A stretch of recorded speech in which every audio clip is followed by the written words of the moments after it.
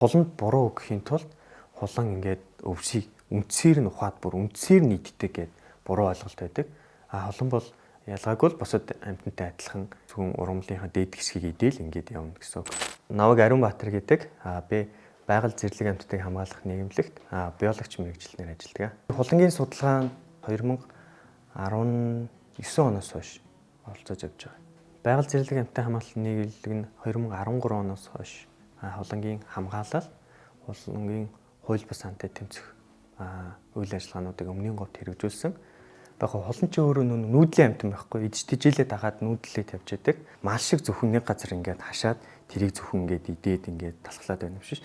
Энэ хэсийг идэж байгаа л тэгэл дараагийн газар руу ингээд нүгэд ингээд нүүдлээл яваад идээл яваад байдаг гэсэн. Хулан маань өөрөө зэрлэг илжиг гэрээ адуу тахтай харьцуулах юм бол урт дэлтэн чихтэй. Тэгээ сүүлнийхээ үзүүрт цацаг хэлбэрийн хялах хэвээр. Хулан ер нь байгаль дээр хэд хэдэн чухал үүрэг гүйцэтгэдэг. Үнээс дурдах юм бол хөрсөн дор устай дээр сайруудыг олоод малтаа тэгээд усыг гаргаж ирж ундаалдаг. Ингээд хулан уугаад явсныхаа дараагаар тэн дээр очиж бусад зэрлэг амьтад болох харсуулт, цагаан зээр, төрөл бүрийн шувууд, мөн гэрээ малч гэсэн бас тэн дээр очиж уудаг. Малчид хулан сайрыг малтаад ус гаргадаг гэдгийг л мэддэг. Тэгээд төрийг нь болохоор хулангийн татаал, хулангийн цавчаал гэж бас нэрлэдэг. Өөрсдөө тэр сайраа ухаад худаг гэдэг гаргацсан байж идэг. Хулан ч өөрөө бас зэрлэг амьтан. Тиймээс бусад махчин зэрлэг амьтдыг нийтж тижэл болно. Мөн алс хол газар нүүдэлж амьдардаг учраас ургамлын үр ингээд бид наалдлаа гэж үзэх юм бол өөр хол газар ч зөөгдөх боломжтой гэсэн үг. Одоо бид нар яагаад хуланг хамгаалах хэрэгтэй те?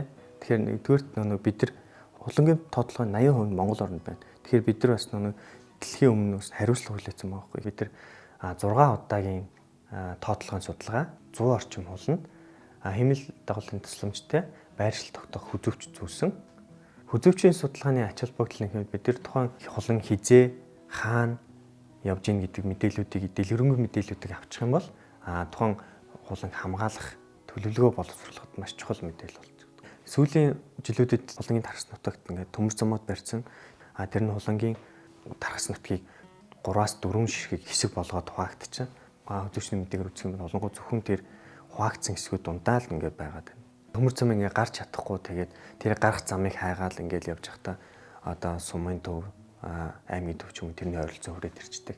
Зэрлэг амьтдын чөлөөтэй нүүдлэх орон зайг бий болгох нь хамгийн чухал одоо тухайн зүйлийг хамгаалж байгаа үнэтэй хамгааллын ажиллаа гэж үзэж байгаа. 2019 оноос хойш Улаанбаатар төмөр замтай хамтраад 3 газар нийт 700 м талбайг торггүй болгож тэр төслийн хүрээнд хулан торыг авсан хэсгээр төмөр замын зүүн талд гарч байгаа нь бол камерын зурагт үлдсэн байгаа. Эдгээр ажлын хүрээнд хулангийн тоотлогоо өмнөх жилүүдэд харьцуулах юм бол өсөх хандлага үзүүлж байгаа.